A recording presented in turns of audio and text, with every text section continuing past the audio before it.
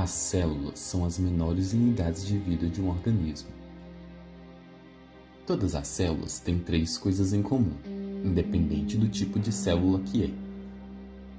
Todas elas têm uma membrana celular, o que separa o interior da célula do ambiente externo, o citoplasma, que é o material gelatinoso, e o DNA, que é o material genético da célula.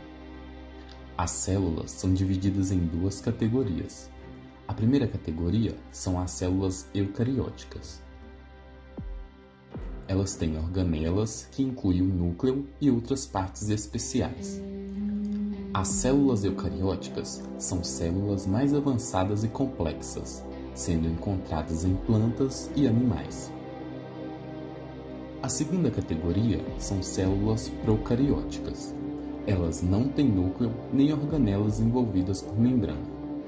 Assim, elas apresentam material genético, mas que não está contido dentro de um núcleo.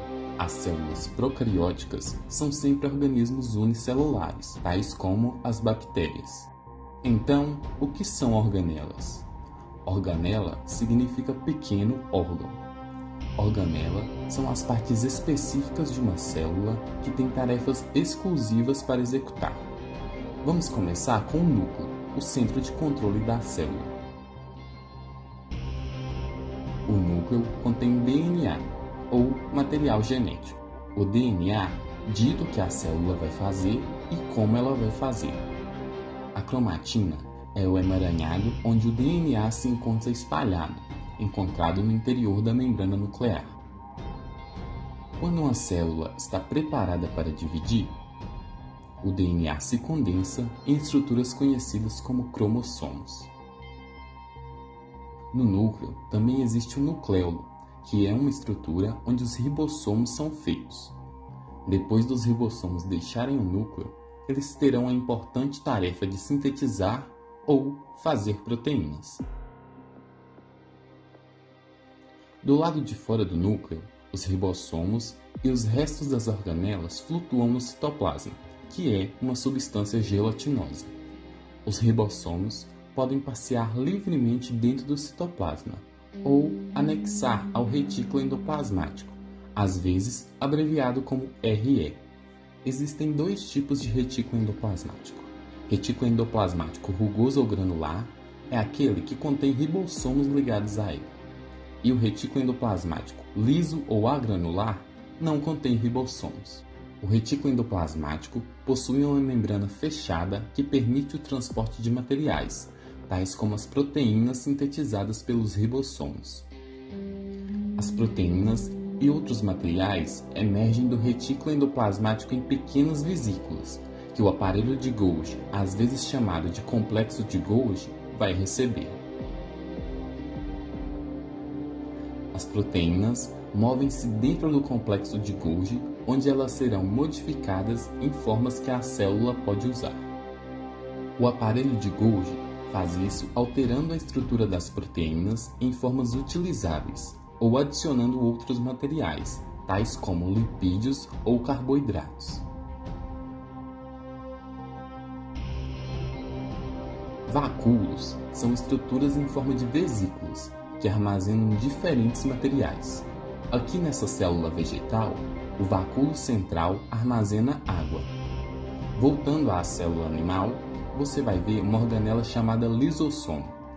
Os lisossomos são os coletores de lixo que levam as partes das células danificadas ou desgastadas. Eles estão cheios de enzimas que quebram esses restos celulares. A mitocôndria é uma organela onde se obtém energia para as células, tanto animais como vegetais.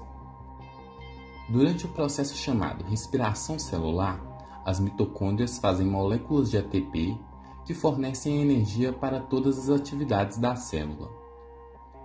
As células que precisam de mais energia têm mais mitocôndrias. Enquanto isso, a célula mantém a sua forma através de um citoesqueleto. O citoesqueleto inclui os microfilamentos filiformes, que são feitos de proteína, e os microtúbulos, que são tubos finos e ocos. Alguns organismos, tais como as plantas, são fotoautotróficas. Isso significa que elas captam a luz solar para produzir energia e possuem células com organela chamada cloroplasto. É no cloroplasto onde ocorre a fotossíntese. Ele é verde porque tem um pigmento verde chamado clorofila. As células vegetais contêm uma parede celular por fora da membrana celular, de forma a apoiar e proteger a célula da planta. Já as células animais não possuem uma parede celular. Existem muitas outras estruturas únicas que estão presentes em apenas algumas células. Aqui vamos falar alguns exemplos. Nos seres humanos, o trato respiratório é revertido por células que contêm cílios. Estes cílios são semelhantes a pelos microscópicos que podem se mover em ondas. Este recurso ajuda a captar partículas inaladas no ar e expulsá-los quando tossimos. Outra característica única de algumas células são os flagelos. Algumas bactérias possuem flagelos. Um flagelo é como uma pequena cauda que pode ajudar no movimento das células. A única célula humana que possui um flagelo é o espermatozoide. Em resumo, lembre-se, as células eucarióticas são células vegetais e animais que possuem um núcleo e organelas envolvidas por membrana, enquanto células procarióticas são organismos unicelulares que não têm núcleo nem organelas membranosas. Todas as células têm uma membrana celular, citoplasma e material genético. E mesmo que apenas as células vegetais possuam cloroplastos, ambas as células vegetais e animais têm mitocôndrias.